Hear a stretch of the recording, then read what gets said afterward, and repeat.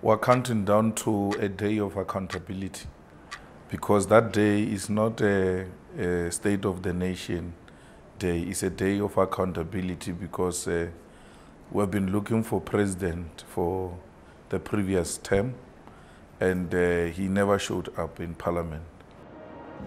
The president has no choice but to show up at Parliament next week. But Malema says forget about the president's speech.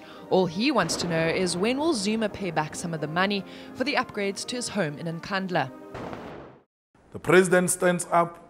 As he stands, we stand and say, let's start from where you ended the last time you were standing on that platform. Malema argues that there is no rule preventing him from asking the president a question during the State of the Nation address. The ANC recently proposed changes to the rules to prevent such disruptions, but these would have to be passed at an extraordinary joint sitting of Parliament before the SONA. With the rules more than likely to stay the same, I put several questions to the Secretary of Parliament. Will they be bringing in extra security? Will they disable members' microphones in the House? Will they be undertaking any extraordinary measures in anticipation of the EFF's threats?